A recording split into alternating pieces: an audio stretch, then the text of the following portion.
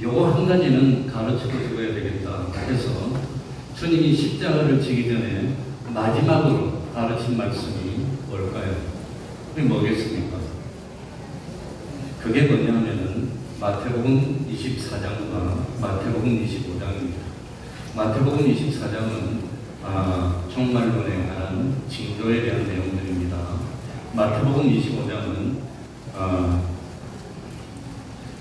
심판에 관한 내용입니다. 심판할 때 어떻게 심판할 것이냐 하는 것을 세 가지 비유로 가르쳐 줍니다. 그래서 마태복음 25장에 나오는 세 가지 비유 중에서 첫 번째가 열처녀 비유입니다. 두 번째가 뭐지요? 달란트 비유입니다. 세 번째는 뭐였지요? 누가 의인이냐 하는 거. 그래서 지극히 작은 자에게 참 나그네 됐을 때 영접하고 목마를 때 물을 주고 한 그 사람이 주님으로부터 영접을 받는다는 내용입니다. 그래서 저는 우리 세월을 아끼다 때가 악하다고 그러고 우리 정천선 목사님 앞에 설교하시면서 지금이 만약에 마지막 집회라면 뭘 어떻게 할까? 그래서 저도 준비한 것이 마태복음 24장입니다. 하나님의 말씀 마태복음 24장 3절입니다.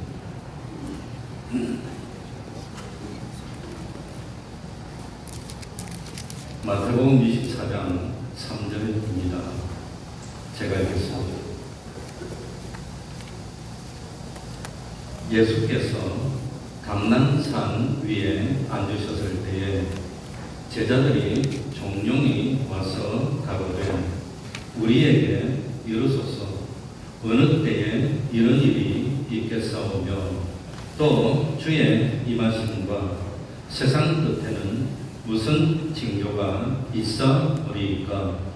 예수께서 대답하여 가라사대 너희가 사람의 미혹을 받지 않도록 주의하라. 많은 사람이 내 이름으로 와서 이르되 나는 그리스도라 하여 많은 사람을 미혹해 하리라. 난리와 난리 소문을 듣겠으나 너희는 삼가 두려워 말라. 이런 일이 있어야 하되 끝은 아직 아니니라. 민족이 민족을 나라가 나라를 대적하여 일어나겠고 처처에 기근과 지진이 있으리니 이 모든 것이 재난의 시작이니라. 그때에 사람들이 너희를 환난에 넘겨주겠으며 너희를 죽이리니 너희가 내 이름을 위하여 모든 민족에게 미움을 받으리라. 그때에 많은 사람이 시험에 빠져 서로 잡아주고 서로 미워하겠으며 거짓 선지자가 많이 일어나 많은 사람을 미혹하게 하겠으며 불법이 성함으로 많은 사람의 사랑이 식어지리라. 그러나 끝까지 견디는 자는 구원을 얻으리라. 이 천국 복음이 모든 민족에게 증거되기 위하여 온 세상에 전파되리니 그제야 끝이 오리라. 아멘. 더 길게 읽어야 되는데 시간상 편의상 여기까지 읽었습니다. 자, 마태복음 5장, 6장, 7장을 우리가 뭐라고 부르지요? 산상수훈이라고 부릅니다. 이 산상수훈은 우리 예수님이 어디서 하신 말씀이지요? 이스라엘의 북쪽인 갈릴리의 어느 산에서 하신 말씀입니다.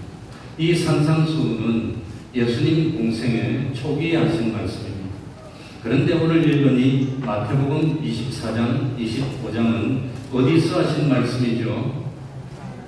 1절에 보니까 3절에 보니까 어디서 하신 말씀이죠? 감난산. 감난산은 어디 있지요? 이는 예루살렘의 중앙에 있습니다. 그러니까 이 말세에 대한 교훈은 예루살렘 중앙에 있는 감난산에서 하셨고 또 예수님이 십자가 지기 바로 전날 마지막으로 하신 말씀입니다. 그걸 알고 들어야 됩니다. 주님이 십자가 지실 때가 됐습니다. 이때까지 여러 번 이 예루살렘 성전에 왔지만 마지막으로 죽으시기 위해서 예루살렘 성전에 오셨을 때 제자들은 예수님에게 하필이면 이런 말씀을 합니다. 이 예루살렘 성전이 얼마나 대단합니까? 얼마나 화려합니까? 얼마나 웅장합니까? 이렇게 말씀합니다. 그게 마태복음 23장 마지막에 나옵니다. 그럴 때 마태복음 23장 38절에 보면은 뭐라고 나오지요? 보라, 너희 집이 황폐하여 버린 바 되리라. 예루살렘 성전이 황폐해서 버림을 당하는 그런 일이 일어날 거라고 하는 겁니다. 이스라엘 백성들이 그렇게 자부심을 가지고 있는 예루살렘 성전이 황폐하게 되고 버린 바 될 거리라는 말씀을 합니다. 제자들은 충격을 받습니다. 사실 제자들은 이 예루살렘 성전같이 대단한 건물은 주님이 오실 때까지 무너지지 않으리라고 생각했다고 합니다. 그런데 예수님의 말씀이 뜻밖의 예루살렘 성전이 완전히 무너지고 황폐하게 되고 버림받을 말을 하니까 제자들이 굉장히 충격을 받습니다. 예수님이 공생의 초기에는 수많은 사람을 대하면서 복음을 전합니다. 그러다가 예수님이 십자가를 질 때가 가까이 오면은 누구에게만 복음을 전할까요? 제자들에게만 전합니다. 십자가를 지고 부활하셔서는 누구만 만났을까요? 제자들을 만나고 특별한 소수의 참 믿음의 사람 몇 명만 만납니다. 그리고 예수님이 세상에 오셔서 그토록 복음을 여러 사람에게 전했는데 한 부류의 사람에게는 회개하는 말도 안 해요. 예수 믿으라 말도 안 했습니다. 누구에게 그랬을까요? 대제사장들에게 예수 믿으라 그런 말 안 해요. 서기관들에게 그런 말 하지는 않았습니다. 예수님은 벌써 다 중심을 봤기 때문입니다. 그러니까 예수님이 예루살렘에 오셔서 제사장들과 서기관들, 장로들이 있는 곳에서 그렇게 참 기적을 행하고 표적을 행하고 내가 예수 그리스도라는 걸 증거하고 나타내고 복음을 전했는데 이 대제사장들이나 서기관들이나 이 참 바리새인들의 지도자들은 주님의 그런 기적을 보면 볼수록 회개하고 예수를 믿었을까요? 아니면 어떻게 했을까요? 예수님이 기적을 행하는 걸 보면 볼수록 예수님을 죽이려고 두달라요.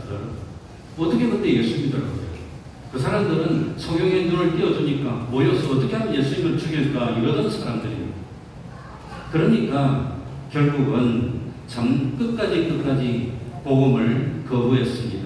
외식을 일삼으며 회개하지 않으니까 마지막에는 화려하고 대단하고 거대했던 이스라엘 백성들의 그 자랑거리인 성전, 이스라엘 사람들의 마지막 참 자부심이었던 성전을 돌 위에 남기지 않고 완전히 다 쓰러뜨림으로써 참 이 예루살렘 성전의 종말을 보하는 걸 예언하고 예루살렘의 성전의 종말을 예언하면서 이스라엘의 멸망을 예언하는 이스라엘의 멸망을 예언하면서 오늘날 이 세상의 종말을 예언하셨다고 하는 겁니다. 그러니까 교회의 종말은 무엇의 종말이지요? 역사의 종말입니다. 그걸 참 우리 주님이 가르쳐 주셨습니다. 그래서 오늘 전할 말씀 중에 첫 번째 주님이 다시 오실 그런 징조 중에 하나가 무엇입니까?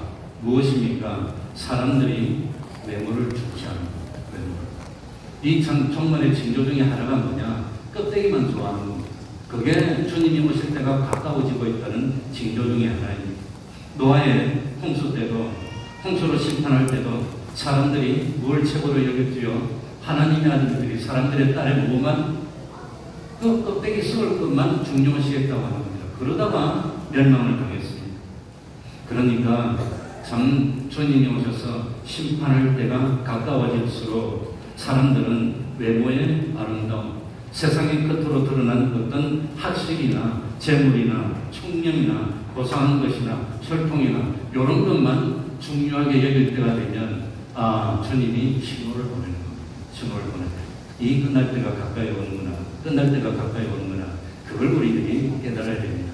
그러니까 이 재림의 징조 중에 하나가 뭐냐? 신령하고 하늘나라에 속하고 영원히 썩지 않는 그런 것을 가치로 여기는 것이 아니라 썩어질 것, 없어질 것, 겉으로 보이는 것. 그러니 참 뭡니까? 이 가방을 사도 메이크업 명품만 사고 이 지구상에서 명품이 참 소득 대비 최고로 잘 팔리는 나라가 대한민국이라고 합니다. 참고하시기 바랍니다. 그리고 지구상에서 자동차 중에서도 제일 큰 차만 많이 가지고 대비적으로 있는 나라가 대한민국이라고 합니다. 참고하시기 바랍니다. 그게 뭐 징조지요? 주님이 오셔서 심판거리를 만드는 징조라고 하는 겁니다. 그거 깨달아야 됩니다. 그러니까 참 우리들이 성전을 볼 때 이 성전에 의가 있느냐, 이 성전에 거룩이 있느냐, 이 성전에 경건이 있느냐, 이 성전에 진실이 있느냐, 이 성전에 우리 주님께 내어놓을 열매가 있느냐, 그건 보지 않습니다. 뭐만 보고 있죠? 제가 보편적으로 이 대단한 교회, 서울의 대단한 교회 성도를 만나면 제일 먼저 뭐라고 그럴 것 같습니까? 우리 목사님 안목인데 압니까? 유명하다는 거예요. 이렇게 유명한 목사님인데 압니까? 대한민국의 교회가 5만 개인데 목회자가 7만 명인데 내가 그걸 어떻게 알아? 우리 목사님 그렇게 유명한데 그것도 모르고 그러고 있습니다. 그러니까 안 믿는 사람은 말할 것도 없고 믿는 사람들 가운데서도 관심이 오로지 성전의 웅장함, 성전의 거대함, 성전의 화려함, 이 참 성전의 규모, 우리 교회는 대단한 사람들이 많고 그런 것만 자랑하면은 뭐가 가까웠구나. 그 심판거리만 말하는 심판거리. 그거는 참 하나님은 심판할 때 무엇을 보시지 않지요. 외모를 보고 심판하지 않는데 뭐만 자랑하면 되고 그러면 이 사람들도 끝이 됐구나 그렇게 깨달으면 된다고 합니다. 그러니까 참 2절에 보면은 너희가 이 모든 것을 보지 못하느냐 내가 진실로 너희에게 이르노니 돌 하나도 돌 위에 남지 않고 다 무하리라. 너희들이 그렇게 그거 좋아하니 그거 가지고 지옥 가서 그냥 썩어가라는 거야. 어떻게 해서 너희들이 그러니 예수님의 제자들이 예수님에게 예루살렘 성전의 웅장함을 자랑하는 것이 십자가 지기 전날이에요. 전전날이에요. 어떻게 해서 너희들을 3년 동안이나 그렇게 가르쳤는데 아직도 정말 가치 있는 것이 무엇인지 참으로 귀중한 것이 무엇인지 그걸 판단하지 못하고 외모만 자랑할 수가 있느냐? 아직도 보는 눈이 그렇게 없느냐? 눈을 떴지만 너희들은 보지 못하는구나. 정말 봐야 되는 것은 보지 못하고 안 봐도 되는 것만 그건 보고 정말 참 자랑해야 되는 것은 뭐만 자랑해야 되지요? 나의 연약함만 자랑합니다. 나는 이렇게 못난 사람입니다. 우리 목사님도 그러셔서 나는 못 배운 사람입니다. 그것만 자랑하면 될 텐데 옷 갖고 딱 와가지고 자랑하고 다른 것 갖고 자랑하고 자동차 가지고 자랑하고 그러면 안 됩니다. 그러니까 참 너희들은 정말 하나님도 생각하지 않고 성전에 출입하는 사람들의 믿음이 외식인지 아닌지 그런 건 생각하지 않고 이것이 죽은 믿음인지 산 믿음인지 이게 참 그런 건 구별하지 못하고 어떻게 껍데기만 보고 기뻐할 수 있느냐. 너희들이 그토록 소중하게 여기고 기뻐하는 예루살렘 성전은 돌 하나도 돌 위에 남지 않고 참혹하게 부서뜨리고 깨뜨려짐을 당하게 될 것이라고 말했습니다. 그러니까 우리들도 이 모든 것을 볼 줄 아는 뭐가 있어야 되지요? 눈이 있어야 됩니다. 우리 강원정 목사님이 참 본 사람하고 못 본 사람이라고 그렇게 표현하는데 어떻게 그렇게 참 내가 하고 싶은 말을 잘 해주시는지. 그러니까 심판 때 불탈 것, 정죄받을 것만 많이 마련해 놓고 기뻐하는 어리석은 사람이 되면 안 됩니다. 그러니까 이 제자들이 충격을 받습니다. 예루살렘 성전이 다 무너진다고 그러는데 망가진다고 그러는데 그래서 제자들이 예수님께 물어보는 겁니다. 두 가지를 물어봅니다. 몇 가지지요? 두 가지. 두 가지가 뭐지요?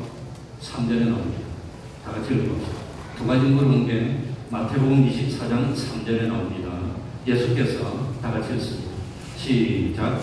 예수께서 강난 산 위에 앉으셨을 때에 제자들이 종용이 와서 가로되 우리에게 이르소서 어느 때에 이런 일이 있겠사오며 또 주의 이 말씀과 세상 끝에는 무슨 징조가 있사오리까.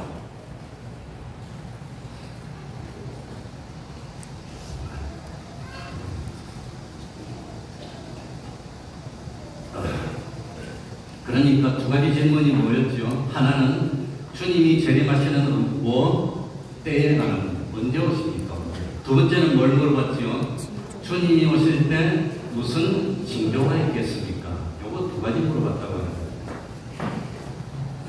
그래서 예수님은 제자들의 질문에 답변하는 형식으로 종말에 대한 것을 마태복음 24장에 가르쳐 주시고, 그 다음에 종말이 오면은 뭐가 시작이 되지요? 심판이 시작될 텐데 그 심판이 어떤 형식의 심판이 될 것이냐 하는 것을 25절에 세 가지 비유를 통해서 가르쳐 주셨습니다. 그러니까 이 예수님은 예루살렘의 멸망을 통해서 세상의 멸망을 경고해 주고 있습니다. 성전의 멸망을 보면서 세상의 멸망을 예측할 수 있도록 해 주셨습니다. 성전이 돌 하나도 돌 위에 남지 않고 무너질 것처럼 세상도 무너질 것입니다. 실제로 예수님의 예언대로 기원 후 70년경에 로마의 군대에 의해서 예루살렘은 멸망했습니다. 예루살렘 성전은 예수님의 예언대로 돌 하나도 돌 위에 남지 않고 다 무너지고 지금 남아있는 것은 예루살렘 성전의 서쪽 벽만 일부 남아있다고 합니다. 그러니까 참 우리들도 정신 차려야 됩니다. 그러니 베드로서 3장에 보면 참 우리들이 마지막 때에 무엇과 무엇으로 참 대비해야 되죠. 거룩한 행실과 경건함, 이거 없으면 심판 통과 못한다고 하는 겁니다. 그래 오늘 오전 예배 하기 전에 하필이면 내가 밥 먹는데 이 소련은 원장님이 내 옆에 딱 앉아서 식사를 하시더라고요. 그러면서 한 말이 우리 정수성 목사님하고 먹는데 오늘 오전 예배를 11시 반까지 끝내야 됩니다. 그런 말 하더라고요. 웬일입니까? 그러니까 어쩌고저쩌고 그러길래 내가 원장님 들으라고 딱 사탄이 벌써 방해를 하네. 내가 전할 말이 이렇게 참 중요한 말이니까 사탄이 벌써 방해를 하네. 그렇게 한 말도 안 하죠. 수련은 원장님 장모님이십니다. 그러니까 세상의 종말은 두 가지 종말인데 우리가 알고 있죠. 하나는 누구의 종말입니까? 개인의 종말이고, 또 하나는 누구의 종말이죠? 우주적인 세상의 종말입니다. 그런데 때가 언제입니까? 그러니까 예수님이 뭐라고 답하셨죠? 안 가르쳐줬습니다. 때와 시간은 너희들이 알 바가 아니라고 그랬습니다. 그건 안 가르쳐줬어요. 그런데 이 종말의 징조에 대해서는 답변을 해주셨는데 우리들이 깨달아야 되는 것이 뭐냐? 저기 보니까 종말의 징조 같은 이상한 것이 있어. 그 이상한 것이 있으면 막바로 주님이 오시는 그런 것이 아니라 이 종말의 징조가 서서히 진행이 됩니다. 그래서 성경에 나타난 이 종말들이 하나 이루어지고 또 하나 이루어지고 또 반복해서 이루어지고 또 반복해서 이루어지고 그러다가 이 성경이 말하는 종말들이 완전히 다 완료가 되면 그때 주님이 오시는 겁니다. 근데 그 정말 이 진행되는 과정이 얼마나 길게 될지 그건 잘 모르겠습니다. 그 이스라엘 백성들이 출애굽할 때도 예수님이 기적을 몇 번 보여주셨지요? 10번 보여줍니다. 한 번만 보여도 될 텐데 400년 이상을 이스라엘 백성이 하나님을 잊고 삽니다. 그 잊었던 하나님을 가르쳐주기 위해서 기적을 한 번 보이고, 두 번 보이고, 세 번 보이고, 10번 보이고, 10번째 출애굽시키고, 그거 가지고도 부족하니까 이 홍해를 가르기도 하고, 이 참 반석에서 물을 내기도 하면서 계속해서 보여주는 겁니다. 하나님 그만큼 오래 참으시는 겁니다. 그러니 주님이 다시 오신다는 약속이 드린 것은 그 주님이 왜 드리게 천천히 오신다고 합니까? 이 하나님의 심판은 너무나 혹독하기 때문에 이 하나님의 심판은 정말로 하나님의 말씀 그대로의 심판이기 때문에, 그렇기 때문에 참아 심판을 못하는 겁니다. 징조를 한번 보여주고 회개할 사람들을 회개하고 또 보여주고 회개할 사람들 또 보여주고 또 보여주고 또 보여주고, 그래서 단 한 사람 실패하는 사람이 없이 다 구원하기 위해서 주님이 자꾸 보여주시는 겁니다. 그러니까 그걸 알아야 됩니다. 오늘 여기 3절에는 보면 예수님이 감람산 위에 앉으셨을 때에, 그래서 이 교훈을 감람산의 교훈이라고 합니다. 이 감람산은 이스라엘 팔레스타인 땅을 남북으로 가로지르는 중앙 산맥인데, 그 중에서 예루살렘이 걸쳐있는 4km, 이걸 감람산이라고 합니다. 감람산, 영어로는 올리브입니다. 그래서 이스라엘 땅에 올리브가 많이 납니다. 올리브인데, 그 감람산 주변에 있는 마을이 베다니, 벳바게, 게네사렛 등입니다. 전통적으로 예수님이 승천하신 곳이 어디지요? 바로 이 감람산의 베다니의 한 기슭입니다. 거기에서 승천했습니다. 그리고 이스라엘 사람들의 전통은 그쪽에서 주님이 다시 오실 거로 생각합니다. 정확하게는 모르겠습니다. 그래서 이스라엘 사람들이 옛날부터 그 감람산의 공동묘지입니다. 왜? 주님이 그때 오시면 거기서 부활해서 주님을 맞이하게도 그게 묘지를 다 썼어요. 그래서 이 성경에 나오는 유명 인물들의 묘지가 거기에 다 있습니다. 지금도 거기 다 있습니다. 예수님이 감람산에 올라가 앉으셨을 때에 제자들이 예수님께 물었습니다. 예루살렘 성전이 돌 하나도 돌 위에 남지 않고 파괴되는 때가 언제입니까? 그러니까 이 말세의 징조에 대해서 4절부터 설명을 합니다. 우리 4절 다 같이 읽어봅시다. 제일 먼저 주의할 것이 뭡니까? 예수께서 대답하여 같이 읽겠습니다. 시작. 예수께서 대답하여 가라사대 너희가 사람의 미혹을 받지 않도록 주의하라. 그러니 이 종말에 대해서 제일 먼저 주의해야 되는 것은 사람의 무엇을 받지 맙시다? 미혹을 받지 맙시다. 우리 예수 믿는 사람을 미혹해서 멸망으로 이끌고 구원을 실패하게 만드는데 제일 많은 미혹이 무엇에 관한 미혹? 종말에 관한 미혹이라. 종말에 관한 말세에 관한. 그러니까 오늘 이 기회에 참 이 종말에 관한 징조들, 종말론에 대해서 바로 배워서 우리들은 단 한 사람도 그런 유혹에 넘어가는 일이 없도록 해야 되겠다고 합니다. 한 번은 이걸 해결해야 되는데, 사실 이걸 2017년에 제가 준비를 했는데 하나님 기회를 안 주셨는데 이번에 마침 기회를 주셔서 하게 됐습니다. 그러니 바로 알고 바로 믿고 있으면 누가 무슨 말을 하더라도 흔들리지 않고 미혹받지 않게 된다고 합니다. 종말에 대한 잘못된 신앙관을 심어서 구원에 실패하게 만들고 신앙생활을 후퇴하게 만들 수도 있으니 주의하라는 것이 예수님의 대답 중에서 첫 번째였다고 합니다. 그러니 주님이 오실 때가 가까워지면 우리는 어떻게 해야 되지요? 평상시에 하던 대로 하면서 회개할 걸 찾아서 회개하고 또 기도할 거 기도하고 성경을 성경하고 더욱더 충성하고 이렇게 하면 되는 겁니다. 주님이 오실 때가 가까워졌으니까 하던 일도 다 정리하고 이것도 정리하고 그러는 거 아닙니다. 그래서 성경에 보니까 참 오늘 읽진 않았지만 40절 41절에 보니까 이 뭐 하다가 주님을 맞이하였어요? 밭에 있는 사람은 밭에서 일하다가 데려감을 당하고 집에 있는 사람은 집에서 내를 갈다가 데려감을 당하고 그랬다고 하는 겁니다. 그러니 성경에는 종말이 언제 일어날지 구체적으로 날짜를 가르쳐 주시지 않았습니다. 또 주님이 어디로 재림하실지 구체적으로 가르쳐 주시지 않았습니다. 무슨 뜻이지요? 주님이 언제 재림하시는 걸 모르는 것이 구원에 더 도움이 된다는 것입니다. 주님이 어디로 재림하시는지 잘 모르는 것이 구원에 더 도움이 된다는 것입니다. 그것이 반드시 알아야 될 것 같으면 하나님이 왜 가르쳐주지 않았겠습니까? 모르는 것이 낫기 때문에 가르쳐주지 않았다고 하는 겁니다. 다만 마태복음 25장에 보니까 우리 신랑 되신 주님이 언제 오신다고 되어 있지요? 세 글자로 언제 오시죠? 한밤중에 오신다는 것, 그건 분명합니다. 한밤중이 어떤 때입니까? 신앙을 지키기 어려울 때, 많은 사람들이 변절이 되고 많은 사람들이 유혹받아서 넘어질 그때에 주님이 오십니다. 그래서 이 주님이 오실 때는 알곡과 쭉정이를 구별하고 외식하는 사람들 다 구별하고 그리고 알곡이 남았을 때, 한밤중이 됐을 때 그때 오신다는 것, 그건 분명한데 그것이 언제인지는 알 수가 없습니다. 그러니까 정말로 참 이번에 맛배기로 살짝 보여주신 것 같아요.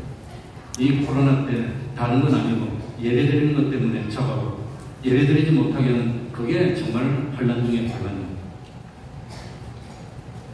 그랬는데 그런 맛을 살짝 보여주셔서 야, 하나님이 깨달으라고, 볼 줄 아는 사람 보라고 살짝 맛을 보여주고 지나가시는구나, 그런 참 느낌을 가졌습니다.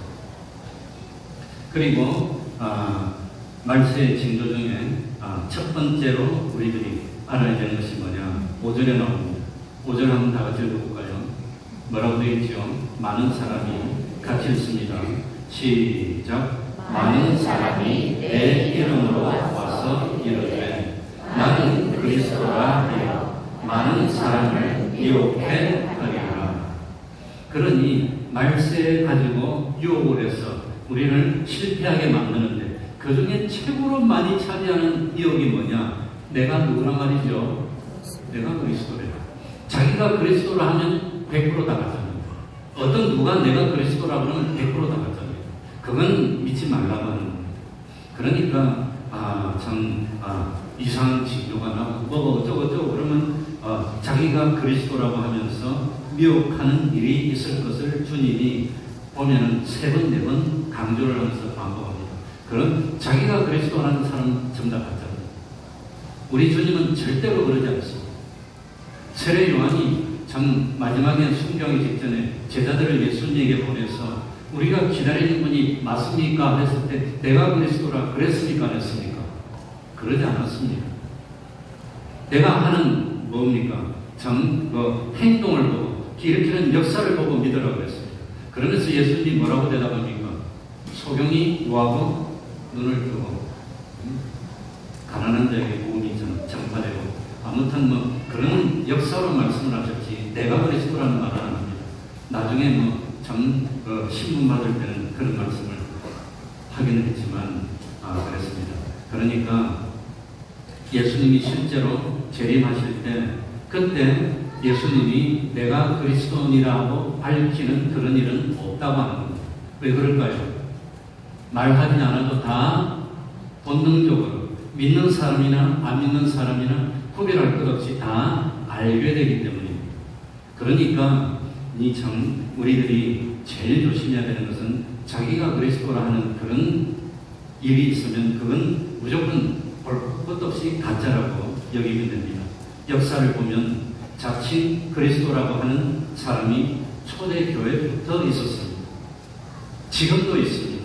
희한하게도 자칭 그리스도라고 주장하는 사람이 유별나게 한국에 많다고 합니다. 우리 동네도 있습니다. 심지어 자기는 그리스도의 하나님의 부인이라는 사람도 있더라고요. 하다하다 못해서 자기뿐만 아니라 하나님의 부인이 되잖아요. 그러니까 그런데 제가 참 놀라는 이유는 뭘 놀라느냐 하면은 자기가 그리스도라고 주장하는 것도 황당무계한 이야기인데 그걸 사람들이 믿어요, 또 따라요, 또 그런 사람이 생각보다 많아요. 그게 난 더 참 웃기죠. 그래서 난 일부러 설교하면서 예수 그리스도는 저 2000년 전에 팔레스타인 베들레헴에서 마리아의 몸을 통해서 난 그분입니다 하고 일부러 그렇게 말해요. 왜냐하면 다른 데 자기가 그리스도라는 사람이 하도 여러 군데 있으니까 그렇게 말하면 헷갈려거든요.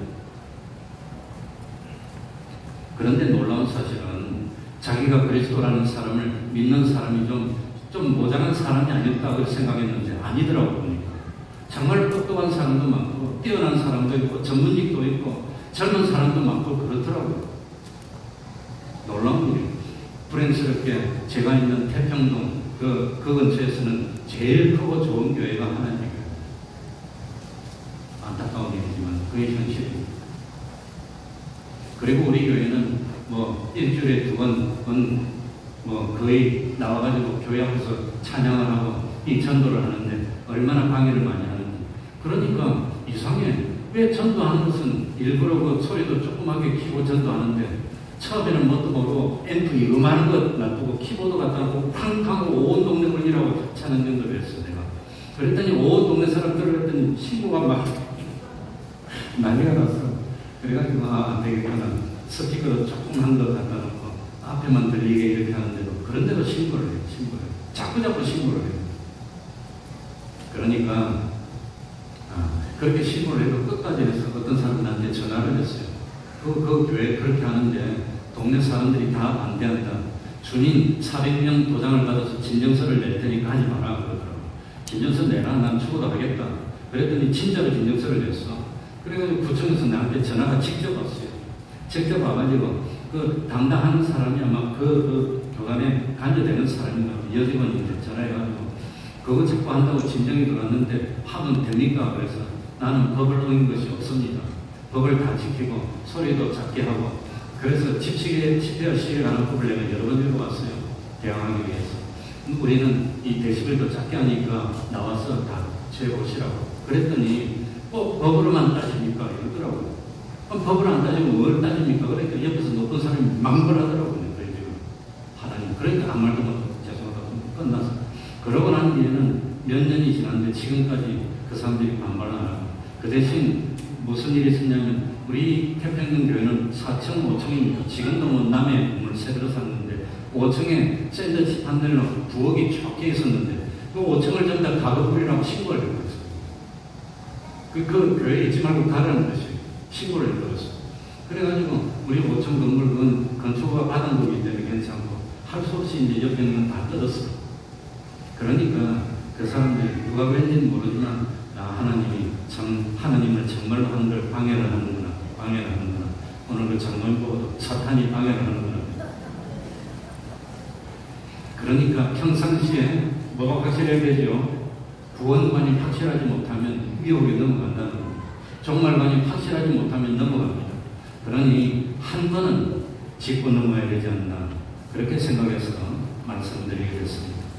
그러니 전 이 종말에 대한 본격적인 이 징조가 뭐냐 6절에 나옵니다. 6절 읽어봅시다. 난리와 난리 소문을 듣겠으나 같이 읽습니다. 시작. 난리와 난리 소문을 듣겠으나 너희는 상과 두려워 말라. 이런 일이 있어야 하되 끝은 아직 아니니라. 그러니까 어떤 징조가 있으니까 징조가 하면 바로 끝입니까? 끝이 아니라는 겁니까? 끝이 아닙니다. 계속 이 징조들이 조금씩 이어져서 완성이 돼요. 그래야 끝이 되는 겁니다. 자칭 그리스도라고 주장하는 사람들이 많이 일어나고 그 다음에 뭐냐면 난리와 난리 소문을 듣게 된다고 합니다. 그러니 여기저기서 난리와 난리 소문을 듣게 되고 주님이 다시 오실 때가 가까워지고 있다는 걸 깨닫고 깨어서 준비하면 되지. 여기 6절에 보니까 난리와 난리 소문을 들으면 뭐 하지 말라 그랬지요? 미리 준비한 사람들은 두려워하지 않는 겁니다. 이런 일이 있겠구나. 그래서 우리는 30분 기도하고 있습니다. 환난을 대비해서 어떤 일이 있을까? 어떤 일이 있더라도 나는 다른 건 양보해도 믿음은 양보하지 말아야지. 그러니까 미리 준비한 사람들은 두려워하지 않습니다. 무서워하지 않습니다. 하나님이 나를 구원해주기 위해서 참 이런 과정을 거치는구나. 저 알곡을 참 골라내고 쭉정이를 다 풀어내기 위해서 하나님이 이런 난리를 주시는구나 하고 조용하게 기다립니다. 오히려 정말 준비한 사람은 난리가 오면 오히려 즐겁고 어렵지 않습니다. 난리의 구체적인 내용이 7절에 나옵니다. 보니까 민족이 민족을 나라가 나라를 대적하여 일어나겠고 첫째에 무엇과 무엇이 있으리니 기근과 지진이 있으리니. 그러니 참 서로 양보하고 협조하고 하면서 서로 도우면서 너도 잘 살고 나도 잘 살고 하면 되는데 그런데 이상하게도 이 세상 사람들의 일이라는 것이 희한합니다. 국가라는 권력이 사람들 보고는 거짓말하지 맙시다, 양보합시다, 서로 돕고 삽시다, 뭐 서로 위합시다, 이렇게 하면서 국가 일이 되면 양보하지 마, 양보하면 안 됩니다. 양보하라 우리 보고는 국가 일이 되면 거짓말 해라 그래요. 그래서 전쟁도 일으킵니다. 희한합니다. 민족과 민족의 문제가 되면은 양보도 없어요. 거짓말도 없어요. 무조건 죽이더라도 빼앗아 오려고 하는 그게 뭐냐면은 우리 속에 숨겨져 있는 그런 욕심이라고 합니다. 욕심. 그러니까 뭐 참 욕심입니다. 그러니 참 개인 간에는 거짓말 하지 말라고 하면서 민족과 민족의 문제, 나라와 나라의 문제만 생기면 결국은 이기주의가 발동합니다. 이기주의는 자기 중심이 발동합니다. 우리만 살면 돼. 너희들은 죽어도 돼. 그러고 있어요. 처처에 기근과 지진이 있으니 2000년 전에 예루살렘이 멸망할 때도 뭐가 있었어요? 지진이 있었다고 합니다. 우리 성경에 보면은 예루살렘에 뭐가 났어? 기근이 일어났어. 사도 바울과 바나바가 뭘 가지고 옵니까? 부조를 가지고 옵니다. 그때도 기근이 있었다고 합니다. 지진이 있었고 지금도 세계 각지에 기근이 있습니다. 지금도 세계 인구 가운데 굶어 죽는 사람이 그리 많습니다.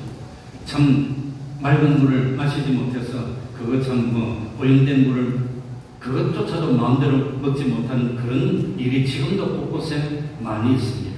반면에 비가 많이 오는 데는 비가 많이 와서 사람들이 죽고 못 살고 비가 안 오는 데는 안 오고 죽고 못 살고 가만히 보면은 1년에 바닷물이 하늘로 증발하는 양은 거의 매년 똑같아요. 그런데 그 증발하는 이 수분들이 골고루 여러 군데 이 골고루 참 나눠서 이렇게 적당하게 주면 좋은데 이 주님이 오실 때가 가까워지니까 여기는 안 줘. 여기는 죄져서 안 줘. 이런 비 안 늦은데 안 줘. 여기는 그냥 한국에 팍 줘가지고 그냥 물 때려 줬고 여기 물이 없어져 줬고 그냥 이런 거 보면서 깨달을 사람은 깨달으라고 하는 겁니다.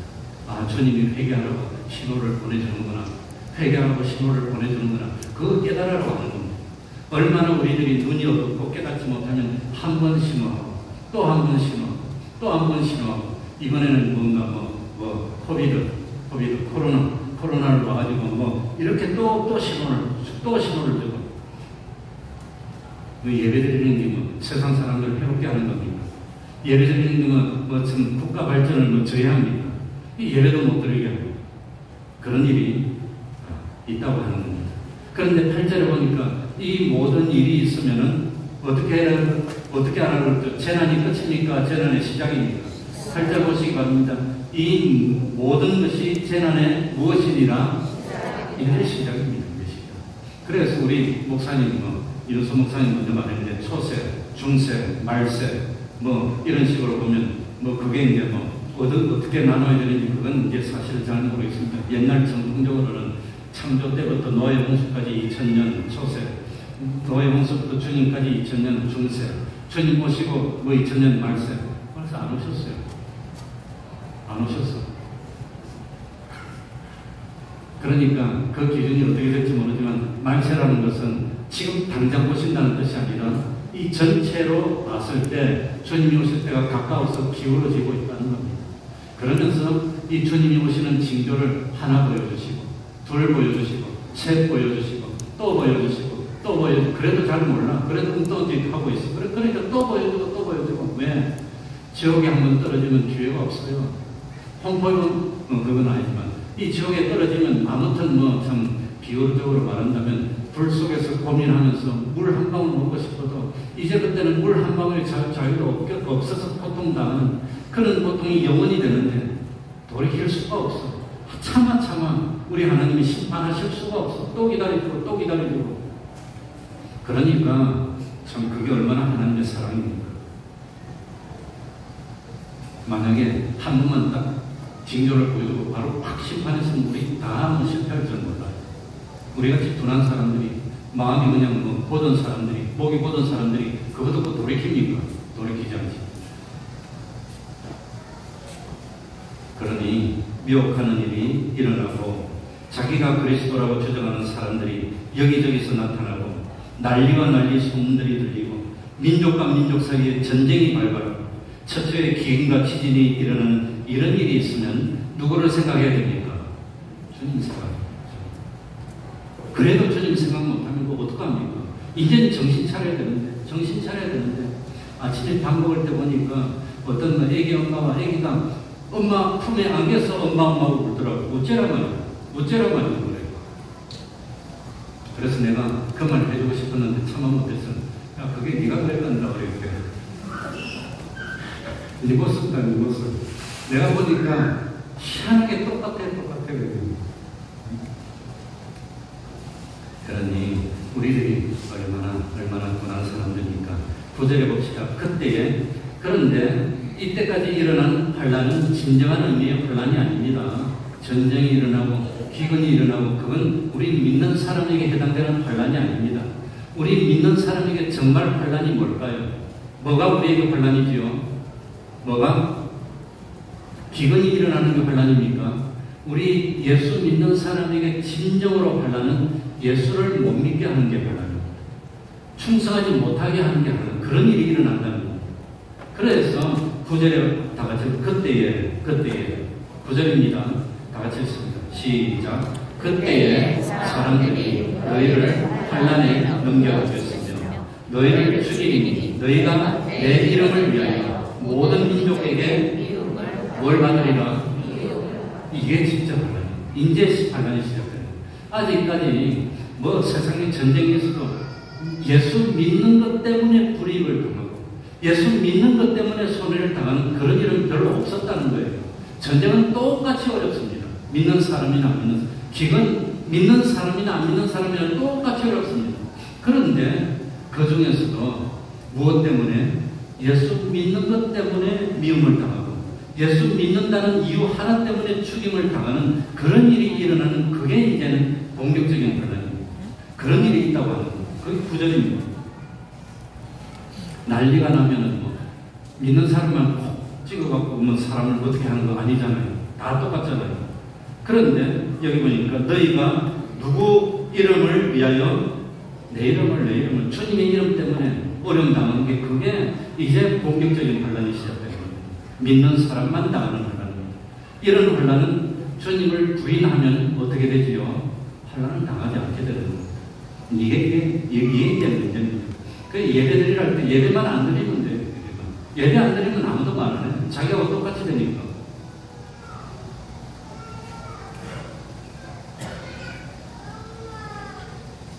그래서 주님이 다시 오실 때가 가까워지면은 특별히 예수님을 믿는 것, 예수님의 말씀에 순종하는 것, 신앙을 지키는 그것 때문에 어려움을 당하는 일이 될 건데 참 돌이켜보면은 예수 믿는 것 때문에 어려움을 당해보신 적이 있습니까?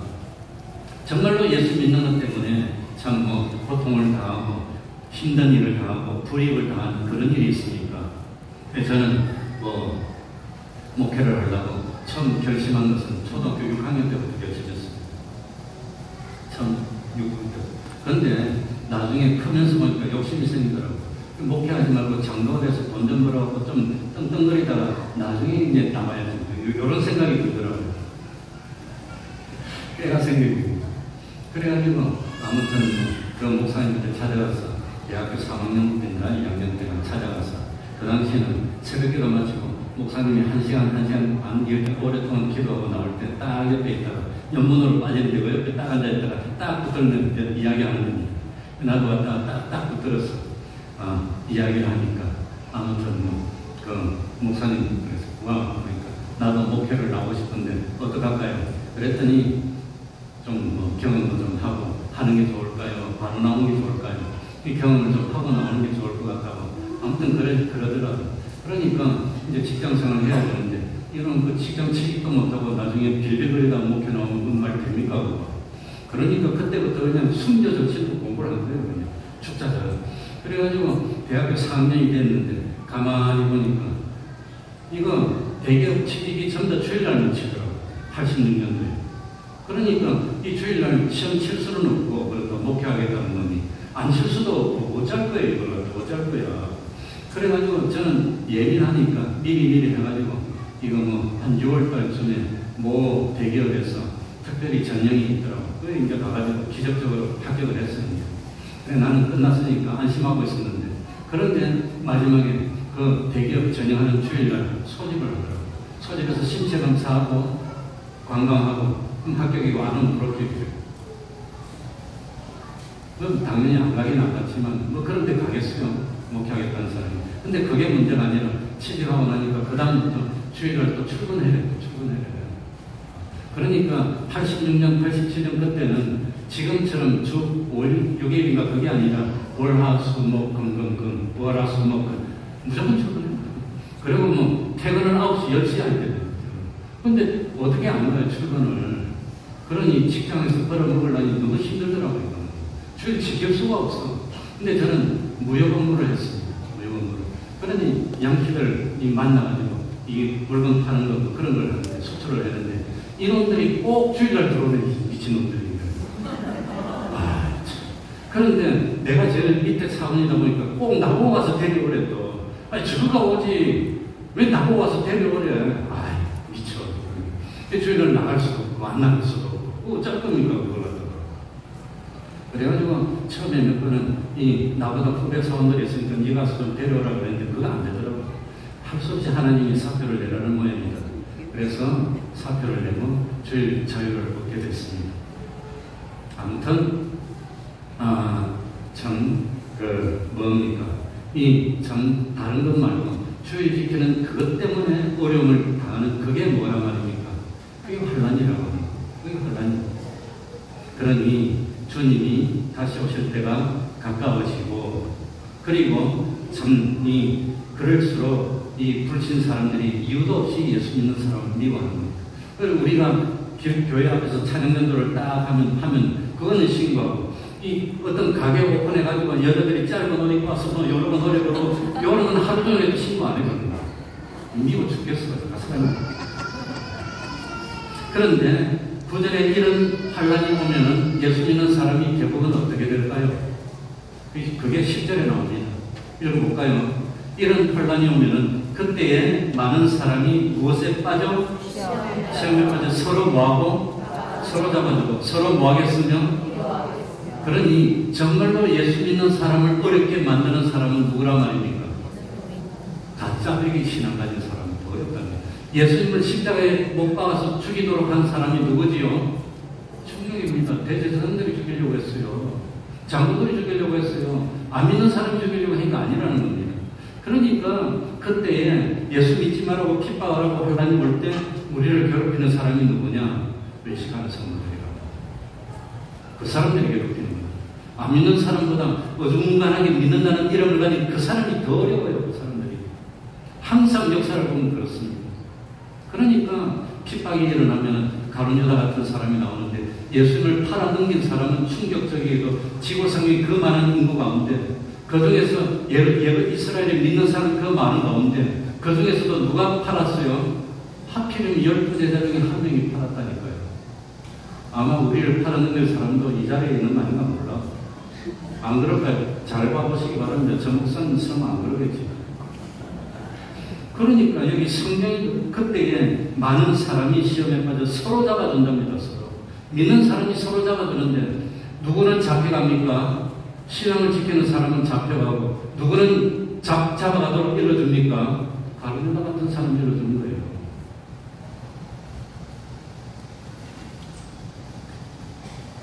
그러니 정말 핍박이 시작되면은 교회 안에서 들고 일어나서 우리가 이렇게 지키면 안 됩니다. 이렇게 지키면 안 됩니다. 그런다고 하는 겁니다.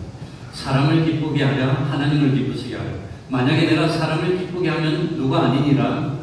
하나님의 종이 아니라고 했어요. 설교는 사람에게 맞추는 겁니까? 하나님에게 맞추는 겁니까? 설교는 사람을 기쁘기 위해서 하는 겁니까? 하나님이 기뻐하는 말씀을 전해야 됩니까? 하나님이 기뻐하는 말씀을 전하는 겁니다. 그러니까 이 거짓 선지자는 누가 거짓 선지자지요? 사람을 기쁘시게 하는 설교하는 사람이 거짓 선지자를 알면 되는 겁니다. 그게 거짓 선지자라고 합니다. 그러니까 참 그때에 믿는 사람들에게 특별히 환난이 와가지고 예수 믿는 것 때문에 어려움이 생기는 그런 때에 예수 믿는 사람들 중에 시험에 빠져서 서로 잡아주고 서로 미워하겠으며 그래서 이 환난은 알곡과 죽정을 구별하는 겁니다. 예수 믿는 사람을 잡아가라고 일러주는 그런 사람이 생기고 잡혀가는 사람이 생기고 잡혀가는 쪽을 할 겁니까? 잡아가라고 하는 쪽을 할 겁니까? 비밀로 하세요. 11절에 보면은 구체적으로 나옵니다. 다 같이 읽어봅시다. 그 환난이 일어날 때 누가 많이 일어나지요? 거짓 선지자가 많이 일어나 많은 사람을 뭐하게 하겠으며 미워하게 하겠으며. 그러니 우리 대한민국에는 역사가 있습니다. 일제시대에 그럴 때 신사참배할 때 거짓 선지자가 일어났습니까? 안 일어났습니까? 일어나가지고 신사참배하는 것은 죄가 아니다, 우상이 아니다고 앞장선 사람은 안 믿는 사람이 그랬을까요? 목사님들이 그랬을까요? 사실입니다. 역사적인 팩트입니다. 이 신사참배도 죄가 아니야. 국가의식이야. 그러니까 신사참배해도 돼. 앞장서서 신사참배하는 그 사람들이 오늘 11절에 나오는 누구지요? 그게 거짓 선지자예요.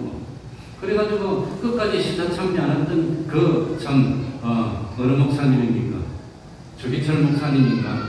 그 목사님은 나중에 신사참배 안 하고 승리해서 나오니까 이북에 있는 그 교단에서 당신은 가족도 버리고 교인도 버리고 이 혼자 살자고 끝까지 그랬으니까 파문한다. 목사직에서 파문했어요. 실제로 그랬어요. 우리 대한민국의 기독교 역사에 실제로 있던 일입니다. 그래서 주길선 목사님은 일제가 끝나고 해방되고 난 뒤에 자기 교단에서 파문당했습니다. 목사직 쫓겨나서 신사참배 안 했다고.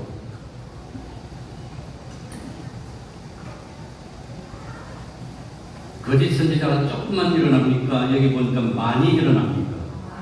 그러니까 참 선생된 자가 받을 심판이 크다고 하는 겁니다. 큽니다. 거짓 선지자이 다른 사람들이 이렇게 사람들이 말하고 하는 것은 큰 영향력이 없지만 이름만 되면 알만한 그런 사람들, 대한민국을 대표한다는 그런 엄청난 사람들이 앞장서가지고 변절하고 시험에 들어서 이렇게 엉뚱한 일을 하면 수많은 사람이 영향을 받는 거예요. 어마어마한, 그래서 정말로 기독교에 많은 악영향을 끼치는 것은 개인 한 사람이 아니라 그런 분들이 돌이켜서 엉뚱한 일을 하면은 기독교 전체가 그냥 울렁거리게 되는 거예요. 거짓 선지자가 많이 일어나서 사람들을 미혹하게 그런 일이 있으면은 우리는 뭘 깨달아야 됩니까? 회개해야 되겠구나. 정말 회개해야 되겠구나. 주님 오실 때가 조금 가까워졌나 보다. 이걸 깨달아야 하는 겁니다. 그러니 말세가 되면은 우리 신앙을 방해하는 어떤 부류가 두 부류가 있는데 하나는 적기독입니다. 적기독은 누가 봐도 압니다. 배에 놓고 그냥 못 믿게 합니다. 그런데 그것보다 더 어려운 것은 뭐지요? 거짓 선지자입니다. 거짓 선지자는 양의 옷을 입고 있기 때문에 사람들이 잘 몰라. 그래서 안심하고 따라갔는데 가다 보니까 멸망으로 가고. 이게 더 위험하다고 합니다. 어마어마하게 위험합니다. 그래서 종말의 징조 중에 하나가 뭡니까? 거짓 선지자가 많이 일어나고 그런 사람들이 참 대세가 되고, 그래서 요즘 보면은 참 여기 아이들이 있나 모르겠는데 요즘은 예수 믿는 사람도 기분 좋으면 교회에서 예배 끝나고 단체로 가서 원샷 한다고 그러더라고요. 삐로 먹는데 삐로. 애들 말로는 말을 못하겠습니다. 그래놓고 그걸 당연하게 얘기해요. 당연하게. 그리고 12절에 봅시다. 어떤 일이 일어나지요? 무엇이 성함으로? 불법이 성함으로 많은 사람의 무엇이 식어지리라? 사랑이 식어진답니다. 사랑. 여기서 말하는 사랑은 무슨 사랑일까요? 하나님의 사랑은 식어지고 무슨 사랑이 성할까요? 육의 사랑이 성해가지고 서로 사랑합시다, 돕시다, 이러고 그런 일이 많은데 주님이 오실 때가 가까워질수록 교회가 서로 사랑합시다, 서로 도웁시다, 서로 나눕시다, 어려운데 서로 돕시다, 이렇게 좋은 일 많이 합시다, 그런 일 많이 하는데 정말로 보면은 그것은 껍데기이고 정말 교회가 해야 되는 운동은 십자가 운동을 일으켜야 됩니다. 말씀 중심의 운동을 일으켜야 됩니다. 회개운동을 일으키고 기도운동을 일으켜야 되는데 그런 거는 싫어요. 그리고 그냥 뭡니까? 인간 사랑, 뱀의 사랑, 그거 좋으니까 그렇게 한다고 하는 거예요. 아담을 타락시켜가지고 인류를 이렇게 불행하게 만든 사람이 누구지요? 세 글자로 누구지요? 마누라입니다. 마누라입니다. 난 돈이 많았다는 뺨 맞을지 모르겠는데 재밌으라고 하는 거. 이 집해보기 위해서는 배낭 하나 따라 들고 왔어요. 나그네 일생 뭐 많이 가져올 필요 있나? 옛날에 이 삼봉교회 김윤수 목사님 가져오는 다리미도 들고 오더라고요. 나보고 기절할 뻔했어요. 다리미 갖고 다니고 있더라고요. 난 이거 안 다니고 그냥 있는데 난 평생 이 와이셔츠 안 다닌 지는 한 20년 넘었어. 그냥 입어. 나그네 인생길에만 대충 살면 되지. 그래가지고 요만 배낭 하나에다가 그래도 땀 흘리니까 런닝 한 2개 넣고 뭐 넣고 이래 왔는데 첫날에는 땀 많이 흘렸어. 가다 입으려고 런닝 뛰고 이렇게 자라들어 작아. 너무 작아. 볼 때 우리 사모님이 자기 걸 보이게 뭐라 해놨는데 사이즈가 90짜리 어떻게 그러더라고요. 자기 걸. 그 자기 걸 내 칸에 넣었는데 그걸 가져왔다니까. 지금 있어 내 칸에. 그래가지고 사모보고 말했지. 왜 자기 런닝이 나한테 그랬어? 왜 이걸 내가 어떻게 입어? 그랬더니 빨아줄 테니까 벗으래. 그럼 껍데기만 입고 예배드리래. 난 안만 그래도 내 양심에 껍데기만 입고 못 가겠다고 안 한다고. 그래가지고 할 수 없이 하나로만 들어가서 사왔어. 그래가지고 설교하기 전에 싹 샤워하고 그냥 다 갈아입고. 아무튼 참 이 세상의 불행이 누구 때문에 시작됐지요? 마누라 때문에 시작됐죠. 그거 틀렸습니까? 그러니까 이 마귀는 누구를 통해서 참 우리를 이렇게 잘 넘어간다 알고 있습니다. 오전에 될지 안 될지 모르지만 그게 여기 나와요. 말씀 중에 하나예요. 누구 때문에 망하는지, 누구 때문에 실패하는지 나온다니까요. 그러니까 주님 오실 때가 가까워지면 정말 하나님의 사랑, 사람을 살리는 사랑, 이 멸망에서 구출하는 그 사랑은 없어지고 무슨 사랑? 순전히 참 하와가 와가지고 여보 나 이뻐? 이게 여러분 당신 이뻐? 요즘 뭐 남자 참 아무튼 뭐 남자들 불쌍한 일이 집에 와가지고 이 장가가기 전에 집에서 이것도 까딱 안 하는 애들 가가지고 그냥 설거지하고 밥하고 청소하고 남자들 불쌍해서 말세지줘요. 그런데 와가지고 여보 요거 먹어 하고 떡 주는 거예요. 안 먹어?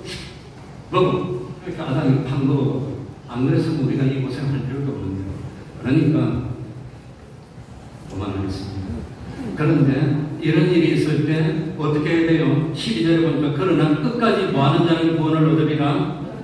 마누라가 뭘 하더라도 견뎌야 됩니다. 그러니까 세상에 마누라 말 들으면 안 돼요. 우리 목사님 마누라 말 안 듣는 사람 없다는데 마누라가 예수 잘 믿으라는 말은 들어도 되지만 난 마누라 말 안 듣는. 그러니까 끝까지 견뎌야 됩니다. 환란이 오고 옆에서 배교하는 일이 있고 이리하고 저리하고 그러더라도 참 끝까지 견디는 자는 구원을 얻는다고 했습니다. 그러면서 14절입니다. 14절 다 같이 이 천국 복음이 14절은 무슨 말씀을 하시려고 그러는지 생각해 보시기 바랍니다. 다 같이 봅시다. 이 천국 복음이 시작. 이 천국 복음이 모든 민족에게 증거되기 위하여 온 세상에 전파되리니 그제야 끝이 오리라. 이 14절을 보고 뭘 느낍니까? 네? 뭘 느낍니까? 하나님의 사랑입니다. 모든 사람에게 기회를 다 주는 겁니다. 다 주는 겁니다. 제가 얼마 전에 참 말레이시아 가서 어떤 선교사를 만났는데 그 선교사들이 하는 일이 뭐냐? 모든 사람에게 복음이 전파되어야 된다는데 세상에는 이 소수 종족들이 많이 있습니다. 그러니까 이 언어가 자기만 쓰는데 그 종족이 뭐 수백 명밖에 안 되는 그런 종족도 있어요. 말레이시아나 태국이나 동남아 밀림 속으로 들어가면 소수 종족이 있는데 거기에 가가지고 그 사람들 언어로 성경을 번역하는 거예요. 그러니까 이제 그런 단체가 있는데 그런 단체 선교사가 되려면 시험을 쳐야 됩니다. 시험 쳐서 합격하면 이제 선교사 자격증을 받고 현지에 가가지고 한 1년, 2년 생활하면서 현지어를 익힙니다. 현지어를 익히고 또 시험을 쳐서 합격하면은 성경을 번역할 수 있는 이제 권한을 줍니다. 그래가지고 그 사람들하고 같이 살면서 이제 이 언어를 익혀서 성경을 번역해가지고 완성하면 그 종족에게 그 다음에 그 성경을 또 전도를 하는 거예요. 복음을 전하는. 그래가지고 이 세상의 모든 종족에게 복음이 전파되는 것이 언젠지는 모르겠지만 그때가 되면은 주님이 오신다고 하는 겁니다. 그때가 언젠지 모르겠습니다. 그러니까 이 말씀은 하나님이 모든 종족에게 다 기회를 다 주시는 겁니다. 그러니 참 그거 봐야 됩니다. 그러므로 15절입니다. 시간이 가니까 빨리 나옵니다. 그러므로 너희가 선지자 다니엘의 말한 바 멸망에 가증한 것이 어디에 쓴 것을 보거든 거룩한 것에 쓴 것을 보거든 읽는 자는 깨달을지죠. 멸망에 가증한 것이 뭘까요? 거룩한 것은 어디지요? 거룩한 것. 이 세상에서 그래도 거룩한 것은 어디입니까? 주님의 몸된 교회를 말합니다. 예수님 당시는 어디지요? 예루살렘 성전. 예루살렘 성전 중에서도 제일 거룩한 것은 어디지요? 지성소. 그런데 거기에 이 멸망에 가정한 것이 거기에 선데 멸망에 가정한 것이 뭘까 고민을 많이 했습니다. 이 멸망에 가정한 것은 두 종류로 보면은 계시록 13장에 보면은 몇 가지 짐승이 나오지요. 몇 가지 짐승? 두 가지 짐승. 한 짐승은 어디서 나오지요? 바다에서 나옵니다. 바다에서 나오는 짐승의 모습은 뭐지요? 7머리 10뿔가지입니다. 이 바다는 뭘 상징합니까? 죄악을 상징합니다. 그러니까 7머리 10뿔 가진 짐승이 우리 신앙을 방해하는데 그건 누가 보더라도 적그리스도.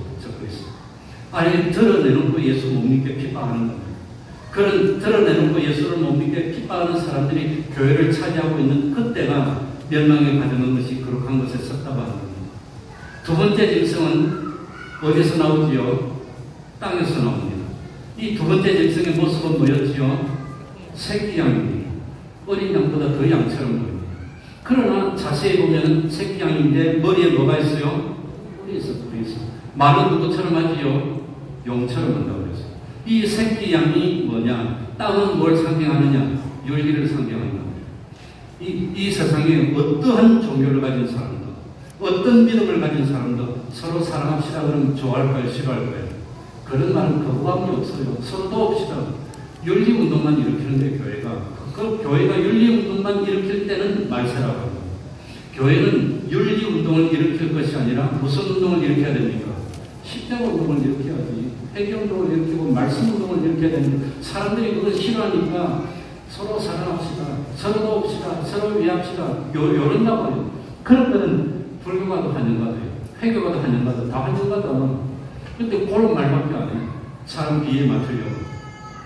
그게 뭡니까? 이 새끼 양의 정체가 뭐라고 배웠지요? 거짓 선지자. 그러니까 이 멸망에 가져간 것이 거룩한 것에 쓴 것을 보거든 이 교회를, 이 주님의 몸된 교회를 적그리스도의 세력이 주장해서 마음대로 하든지 아니면 거짓 선지자들이 딱 주장해서 마음대로 하든지 이 거룩한 교회를 거짓 선지자들이 주장해서 종말을 맞이한 때가 언제였지요? 예수님 십자가를 박혔을 때. 그때가. 이 전 대제사장들이 다 거짓 선지자가 됐어. 이 바리새 지도자들과 이 장로들이 다 거짓 선지자가 됐어. 그래서 예수님이 구하는 걸 알면서도 돈을 줘서 입을 막고 자기들이 참 잘 살아보겠다고. 그랬다가 예수님을 십자가에 못 박는 일을 했고 이 예루살렘 이스라엘이 멸망받았다고 하는 겁니다. 그런 일이 주님이 오실 때 일어난다고 합니다. 그러니까 이 우리들이 눈을 보고 이 참 온 땅에 있는 신령한 교회들을 누가 주장하고 있나, 적그리스도가 주장하고 있나, 거짓 선지자들이 주장하고 있나, 우리 참 이 목사님들이 가만히 보니까 사람의 비나 맞추는 사람입니까? 하나님을 기쁘시게 하는 사람입니까? 외식이 뭐가 외식이지요? 외식이죠. 난 외식을 참 좋아했는데 어느 날 주일학교 때 또 학교 갔더니 우리 선생님이 외식하지 맙시다 이러더라고요. 깜짝 놀라서 난 외식 좋아하는데 외식을 왜 하지 말라고 그러셨는데 그렇지. 알고 봤더니 그 외식이 아니더라고요. 그래가지고 그 당시에 뭡니까? 이 서부 시장 위에 찾길 위해 짜장면 집이 있었는데 그 짜장면 한 그릇 500원 하는 거 그거 먹는 게 그리 맛있었는데 1년에 한두 번 먹었는데 외식하지 말라고 그랬어요. 이게 뭔가 했더니 외식이 뭡니까? 마태복음 6장 1절 2절에 나옵니다. 한번 찾아볼까요? 외식이 뭔지. 마태복음 6장 1절 2절. 사람에게 보이려고 그들 앞에서 너희 너를 행치 않도록 주의하라. 그렇지 않으면 하늘에 계신 너희 아버지께 상을 얻지 못하느니라. 그러므로 구제할 때에 외식하는 자가 사람에게 영광을 얻으려고 회당과 거리에 사는 것 같이 너희 앞에 나팔을 불지 말라. 진실로 너희에게 이르노니 저희는 자기 무엇을 이미 받았느니라. 외식하면은 하나님께 받을 상이 있습니까? 없습니까? 없어요. 하나님의 인정을 받지 못하고 물리침을 당하는 겁니다. 외식은 신앙생활을 하는데 하나님에게 보이려고 합니까? 사람에게 보이려고 합니까? 왜 사람에게 보입니까? 사람에게 인정받아서 세상에서 인정받아서 세상에서 누리려고 하는 신앙생활, 그게 외식이라고 하는 겁니다. 그거 하지 말라는 겁니다. 그러니 요즘 좀 더 사람들이 가정가리가 돼서 뭘 해더라도 남의 눈치만 봐, 남의 눈치만. 차를 사도 남이 어떻게 생각할까? 옷을 입어도 남이 어떻게 생각할까? 뭐 그런 것만 생각합니다. 그 차를 사도 하나님이 어떻게 생각하실까? 요거 생각해야지. 그게 외식입니다. 그러니 거짓 선자들이 하는 일이 뭐냐? 외식하는 사람들입니다. 외식하는 사람이 교회를 주장하고 있으면 뭐라 말입니까? 주님 오실 때가 된다고 합니다. 그래도 아직까지 그런 사람이 아니라 참 거룩하고 진실하고 경건하고 하는 사람들이 주장하는지 말씀이 주장하는지, 그래서 기도할 때 하나님 아버지 우리 교회는 사람이 주장하는 교회, 욕심이 주장하는 교회 되지 말고 다수가 주장하는 교회도 되지 말고 진리가 주장하고 영감이 주장하는 교회가 되게 해주세요. 그렇게 기도합니다. 그래야 한거아닙니다. 그러니 전 15절에 그러므로 너희가 선지자 다니엘의 말과 멸망에 가져간 것이 거룩한 곳에 선 것을 보거든 잃는 자는 깨달을진저. 그러니 참 읽고 깨달아야 되는데 참 지금부터는 본격적인 어떤 방편이 나옵니다. 16절에 그때에 유대에 있는 자들은 어디로 도망할지어다. 그러니까 외식하는 사람들을 적그리 스도들이 교회를 주장하면서 신앙생활 못하게 하고 예배드리지 못하게 하고 이 외식하는 사람들이 거짓된 신앙 가지고 이렇게 엉뚱한 것을 이끌 때 어디로 피해라 말입니까? 산으로 피해라. 주 70년 예루살렘이 멸망할 때 이 주님의 말씀을 마음에 새기고 있다가 실제로 산으로 피한 사람들은 구원을 받았다고 합니다. 그러니까 제가 그때 자료를 읽어보니까 재빨리 로마군이 왔을 때 재빨리 요단강을 건너서 텔라라고 하는 곳으로 피한 사람들은 화를 내렸다고 합니다. 산으로 도망하라는 이 말씀이 무슨 뜻이냐? 산은 뭐지요? 절정입니다. 절정. 신앙의 절정입니다. 이 외식된 사람들, 적그리스도 같은 사람들이 신앙생활 못하게 방해할 때 끝까지 신앙을 지키고 견디는 사람이 되라. 그래야 이긴다고 합니다. 끝까지 신앙을 지키는 게 산으로 도망하는 겁니다. 그러니 참 다른 사람도 다 그러는데요. 남들도 다 그러는데요. 저들도 그러는데요. 저들이 죽을 때 따라 죽으면 안 됩니다. 그리고 17절, 18절에는 뭘 말하는 걸까요? 지붕 위에 있는 자는 집 안에 있는 물건을 가지러 내려가지 말며 밭에 있는 자는 겉옷을 가지러 뒤로 돌이킬지 말지어다. 이 말씀은 이 주님이 오실 때 심판할 때가 됐을 때 뭘 버리라는 겁니까? 뭘 버리라는 거지요? 세상에 대한 욕심을 버리라고 합니다. 그거 욕심을 못 버리고 미련을 가지고 머뭇하면 그건 안 된다고 합니다. 실제로 역사적으로 예루살렘이 멸망할 때 지붕 위에 있던 사람들이 집 안으로 물건을 가지고 내려갔다가 피하지 못하고 실패한 경우가 많았다고 합니다. 뭐 때문에 그랬는지 로마군이 와가지고 옛날에는 포위전입니다. 뺀 성을 포위하는 겁니다. 그리고 꼼짝 못하게 합니다. 그리고 성을 포위할 때 안에 있는 사람들이 물이 떨어지고 양식이 떨어지면 항복하고 나가는 것, 그게 옛날 전쟁입니다. 그래서 히스기야는 이 성을 포위할 걸 대비해서 뭘 만들었지요? 수로를 만들었어. 그래 예루살렘 성전 바깥에서 성전 안으로 돌을 따가지고 수로를 만들었어. 빠뜨렸는데 그 수로가 지금도 있어요. 성전에 나와 그게 성경의 구역에 나오잖아요. 근데 그게 지금 있어 실제로. 그런데 이 웬일인지 로마 군인들이 예루살렘 성전을 포위하고 있다가 갑자기 포위를 풀고 저 후퇴 가지고 딱 있더랍니다. 며칠 동안 그랬어요. 왜 그랬는지는 모르지만 아마도 짐작컨대 황실이나 로마에 무슨 일이 생겨서 급하면 빨리 와서 써야 되니까 대기를 시킨 게 아닌가 짐작입니다. 그런데 며칠 있으니까 와가지고 다시 구했어.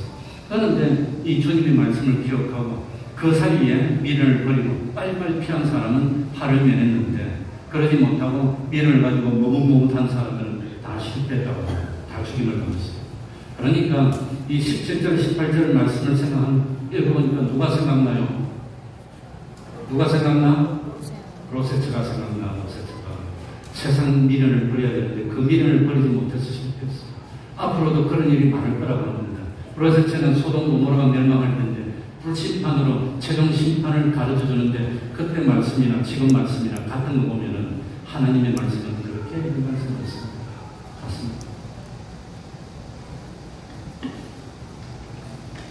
그래서 우리가 아는 계시록 13장 10절에도 사로잡는 자는 어떻게 될 것이고 사로잡힐 것이고 한 가지라도 딱 놓으면 되는데 그 욕심을 못 버려.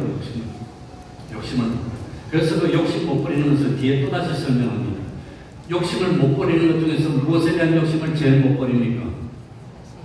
무엇에 대한 욕심이 제일 많지요? 19절에 나옵니다. 19절. 우리 다 같이 읽어볼까요? 19절입니다. 그날에는 다 같이 읽습니다. 시작. 그날에는 아이벤 자들과 젖먹이는 자들에게 화가 있으리로다. 화가 있으리로다. 그러니 전쟁이 일어나서 피해야 되는데 아이벤 사람들은 그냥 배가 이렇게 힘들고 그러면 피하는데 힘들잖아요. 젖먹이가 있으면 그 젖먹이가 얼마나 힘듭니까 그거. 그리고 피해야 되는데 앵앵앵 물면 어떻게 됩니까? 그거 안 되는 거지. 근데 이건 아이벤자가 화가 있다는 뜻이 뭘까요? 아이벤자가 화가 있다는 것은 무슨 의미냐? 100% 정확한 것은 잘 모르지만 대체로 세상에 대한 욕심을 몸속에 품고 있고 버리지 못하는 사람. 그러니 아이벤 사람 어머니는 모성애로 본능적으로 아이를 위하는 겁니다. 그거 포기를 못하는 겁니다. 그러니 로세츠처럼 세상에 대한 욕심을 포기를 못하는 그런 걸 빗대어서 표현한 것이 아이벤 자에게 화가 있도다.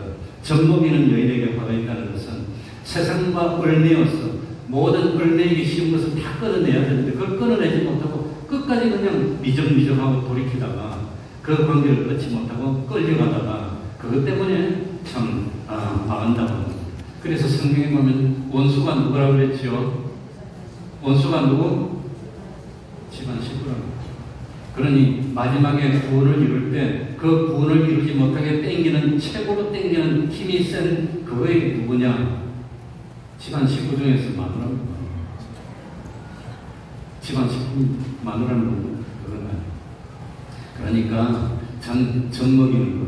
그러니 잘못하고 이 말을 문자적으로 해서 주님 오실 때가 됐으니까 장가도 가지 말고 시집도 가지 말자, 아도 낳지 말자. 그거 아닙니다. 세상에 대한 욕심을 버리라고, 욕심을 극복해라고 합니다. 주님을 위해서라면, 하나님을 위해서라면 내놓지 못할 것이 없어. 하나님을 위해서라면 다 내놓을 수 있어. 모든 것을 다 양보할 수 있어. 그래야 되는데 요거는 못 버리겠어. 요거는 못 버리겠다고 하는 것 중에 대표가 뭐지요? 그러니까 내 자식은 가르쳐야 되고 좋은 학원에 보내야 되고 그거 못 끊는다는 거예요. 그러니 참 좋은 대학 보내려고 파이시키는 사람은 있어도 하늘나라 잘 보내려고 파이시키는 사람은 못 봤어 내가. 어느 게 더 중요한데 그건 내가 본 적이 없어. 교회 안 가도 괜찮은데 공부만 잘하면 되는데 교회 주일날 안 나와도 집에서 공부 잘해서 딱 성적 잘 받으면 근데 그냥 못 보지 하고 놔둬요. 그러면 됩니까? 그러지 마시기 바랍니다. 하나님 믿는 게 첫째인데 나중에 말세가 되면 그런다고 하는 거예요. 다 그럽니다. 그러니 우리를 하늘나라 못 가게 신앙생활 못 가게 집어 땡기는 게 최고가 그겁니다. 그래 저는 허리도 안 좋고 죽을 때가 다 돼서 그런지 이 맹인한테 가서 침을 맞고 있는데 이분은 부인도 맹인이고 자기도 맹인이고 이 맹인한테 침을 맞고 있는데 이 사람이 자기가 잘 믿는다고 자부하는 사람이고 성경을 잘한다고 자부를 하면서 큰 소리 치는 사람인데 목사도 가르친다고 그래요. 근데 내가 그것 같으니 침 넣으면서 그러더라고요. 목사님 그래서 왜요? 그랬더니 가정이 중요합니까? 교회가 중요합니까? 신앙이 그런 물어보더라고. 나도 뭐가 더 중요합니까? 뭐가 중요하죠? 그래서 그분이 가정이 중요합니까? 교회가 중요합니까? 그래 물어봤어. 그래서 내가 딴소리 안 했어. 주와 복음을 위해서 부모나 형제나 처자나 집이나 점포나 무한자는 나 그것만 말할 거예요. 그래서 말할 필요 없잖아요. 버린 자는 세상에서 몇 배를 받고 100배나 받고 무엇도 주리라 영생도 주리라. 그것만 말하면 되니까 내가 그 말만 했어요. 그러니까 그게 기독교 정신인데 그런 말 참아 못해. 그런 말 참아 못해. 그러니까 제가 그 우연한 기회에 다른 교단의 어떤 모임에 참여할 일이 있어서 가서 업적으로 구경했는데 그 목사님은 제가 하는 이런 말을 못하더라고요. 그러면서 뭐라고 하느냐면 벳세메스로 가는 소가 어미소가 이 벗개를 끌고 벳세메스로 갑니다. 가면 어떻게 되죠? 재물이 져서 죽는 거예요. 소가. 그래서 왕 운전서 가는데 뒤에서 누가 따라와요? 새끼소가 따라와. 새끼소 언니들이 따라오는데 그걸 떨치고 죽으러 가야 되는데 새끼를 어떻게 놔두고 갈 거예요? 응? 가면 죽는데 재물이 돼서. 그런데 그 목사님이 설교를 하시면서 사람도 똑같아. 그 이상 말을 못하더라고요. 아마 다른 데서는 그런 걸 말 못하는 거. 우리도 말 잘못하면 다 도망가고 없겠지만 그게 기독교 정신입니다. 그러니까 여기 뭐라고 표현했습니까? 여기 그날에 아이된 자들과 젖먹이는 자들에게는 화가 있으리로다. 구원에 실패하는 일이 있기는 있을 건데 누구 때문에? 그것 때문에 실패할지 모르는데 그것 때문에 실패할지 모르는데 마음을 굳게 다지라. 나도 살고 너도 살든지 그것 때문에 나도 죽고 너도 죽든지 둘 중에 하나입니다. 그러니까 아무리 뒤를 당기더라도 뭔 양보하지 맙시다. 믿음은 양보하지 말아야 되는데 그것 때문에 믿음 양보, 그것 때문에 신앙 양보, 그것 때문에 하나님 배반하는 일이 많이 있을 거라고 합니다. 한 가지만 더 마치면 너무 그렇다. 그만해야 됩니다. 나머지 20절부터는 오후에 이어서 하겠습니다. 오전에 나머지 절차가 있기 때문에 이 말씀